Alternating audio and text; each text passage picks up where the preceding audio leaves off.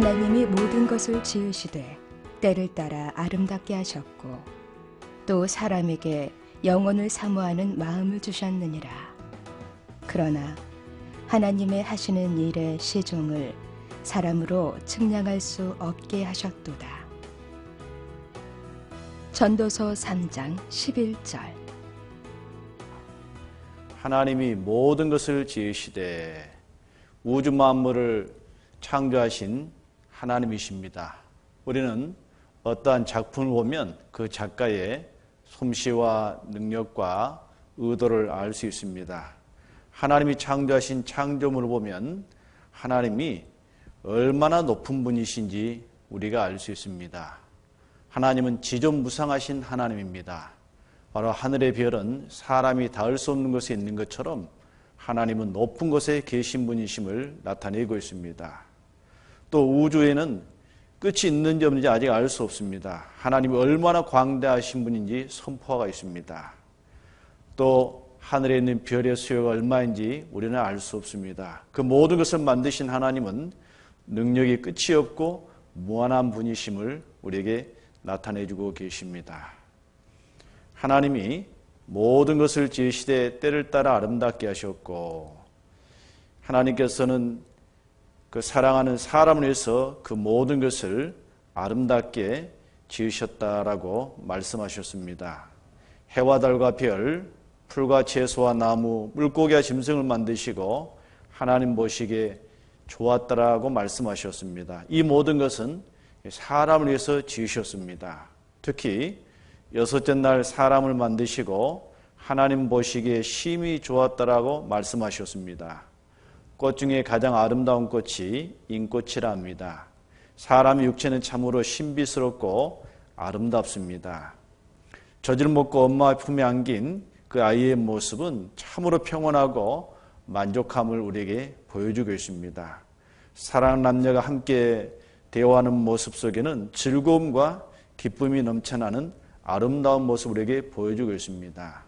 하나님의 사랑에 짜게 될 사람을 위해 하나님께서는 모든 것을 아름답게 만드셨습니다. 때를 따라 아름답게 하셨습니다.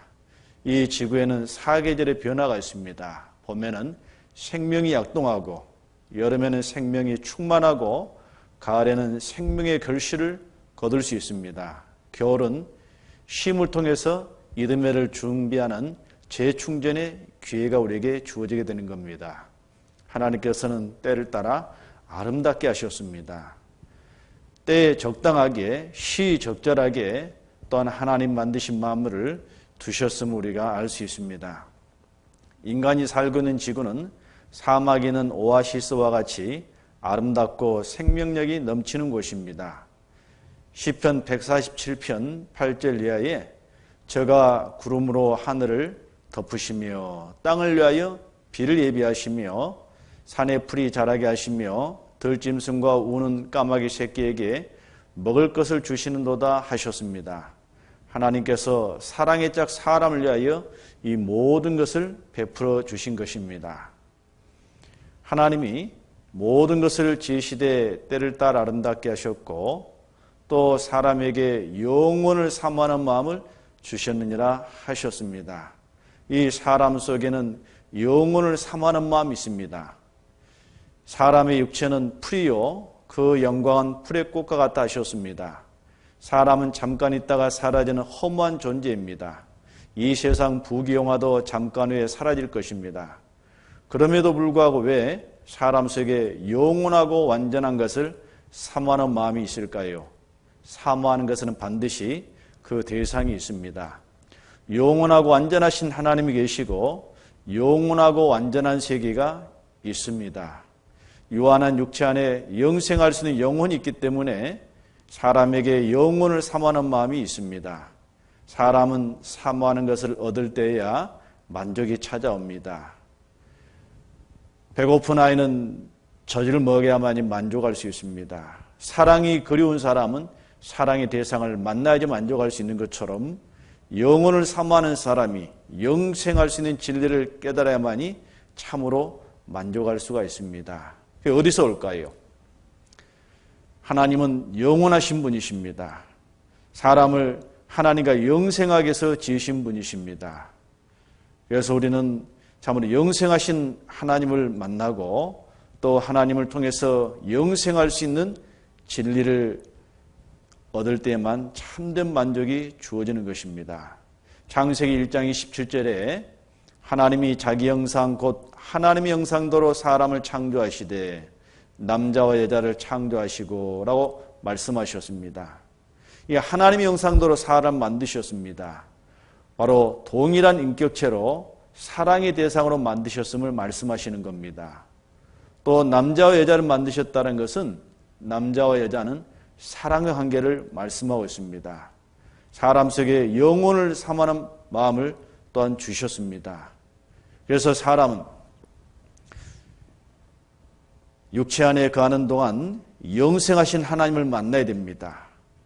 또 하나님과 사람 사이의 장애물인 죄를 해결해야 하며 영생하신 하나님과 영원히 살 수 있는 진리를 깨달음으로 영생을 얻어야 합니다. 이 문제를 해결하지 못한 사람은 그 무엇으로도 참으로 행복해질 수 없습니다.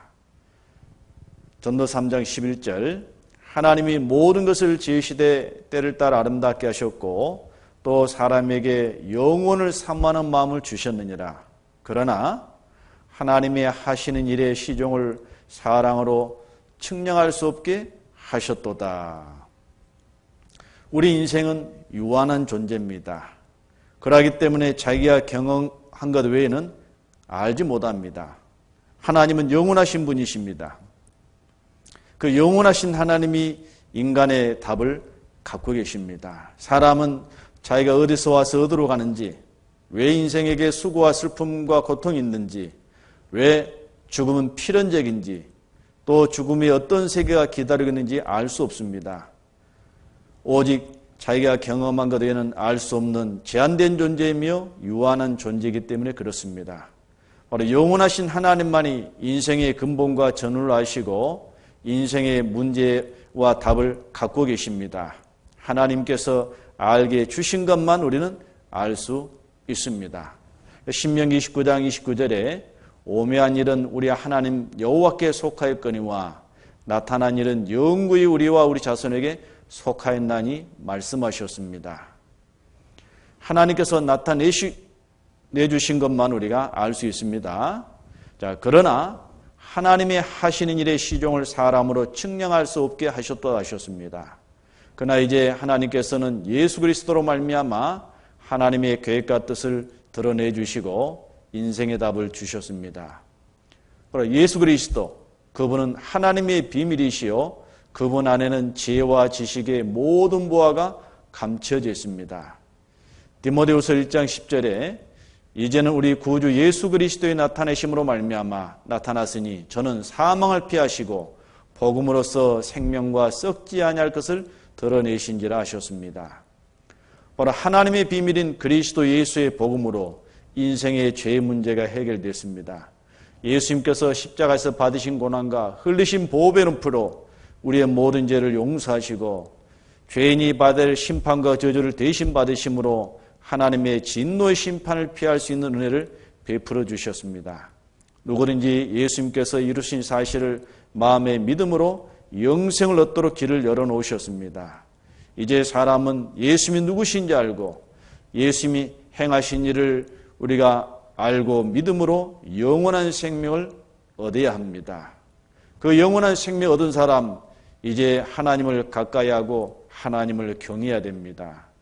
사람도 자기의 비밀을 친한 친구에게는 숨기지 않고 알려주는 것처럼 하나님께서도 자기를 사랑하는 자, 곧 자기를 경외하는 자에게 하나님의 비밀을 나타내 주십니다. 시편 25편 14절에 기록되어 있기를 여호와의 친밀함이 경외하는 자에게 있으며 그 언약을 저에게 보이시리로다 말씀하셨습니다. 하나님을 가까이 하는 사람, 하나님을 경외하는 사람에게 하나님께서 그 언약을, 그 비밀을 나타내 주십니다. 하나님이 모든 것을 지으시되 때를 따라 아름답게 하셨고 또 사람에게 영혼을 사모하는 마음을 주셨느니라. 그러나 하나님의 하시는 일의 시종을 사람으로 측량할 수 없게 하셨도다. 전도서 3장 11절.